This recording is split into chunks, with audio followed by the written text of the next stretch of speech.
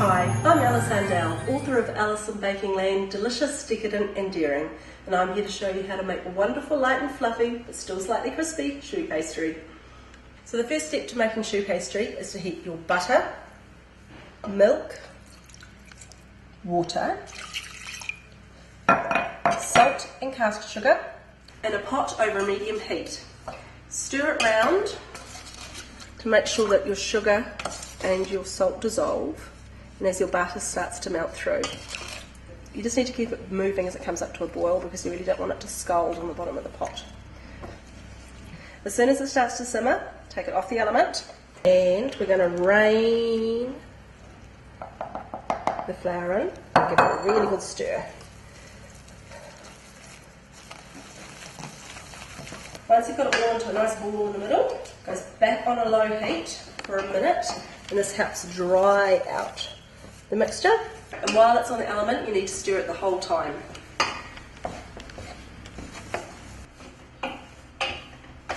Once it's been on for about a minute, you'll notice that it starts sort of sticking to the bottom, and you'll get like a layer on the bottom or on the sides of your pot, and that's sort of what you're looking for.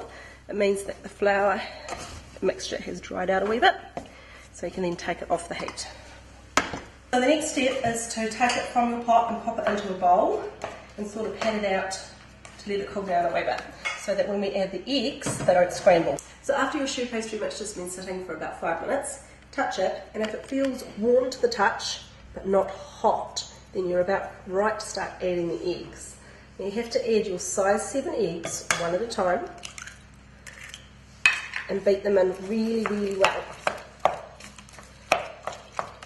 You can't let the pastry mix cool down completely before you start adding the eggs because it needs the residual heat to help the cream puffs puff up in the oven. So don't ever let your choux pastry mixture get cold before you start adding the eggs. You just want it to not be piping hot so that they don't scramble when you start adding them in. So we're adding my last egg here, and you'll see that it's starting to get quite loose. What I want to do is mix it till it's thoroughly combined, and then we'll check the consistency. Right, all mixed in, and what we're looking for is for it to run off the spatula in a lovely thick ribbon. So the next step is to pipe them onto our tray. I put my piping bag into a glass vase, or you could use a jug, to hold it steady for me while I spoon the mixture in. Cut a fairly generous tip off the end of this, so you want about a sort of centimetre wide, and then we pipe. You want good sized choux buns, about sort of the size of a golf ball in width and coming up. They have to be fairly well spaced because they will rise considerably in the oven, and you'll probably get about 12 on the average size baking tray. Use a wet finger to gently tap down the tops. So your choux pastry goes in the oven at 200 degrees Celsius for 15 minutes, then you turn it down to 180 and cook it for another 15 minutes to dry it out. Now you will have leftover choux pastry in your piping bag. What you need to do is to sit this aside in your piping bag until you're ready to pipe your next batch.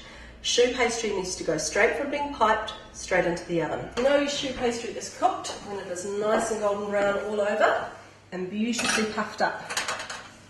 So as soon as they are cooked, you need to take them off the tray so that the bottoms don't keep cooking, and you need to pop them on a wire rack to cool, and this will make sure that the bottoms don't get soggy.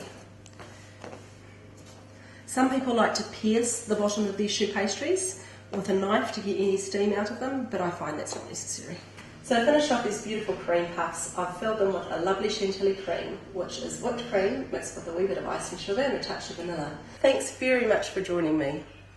My book, Alice in Bakingland, Delicious, Decadent and Daring, is full of wonderful hints and tips and beautiful recipes. You can buy it from all good bookstores, or you can have a look online at my blog, www.aliceandbakingland.com. I hope to see you again soon.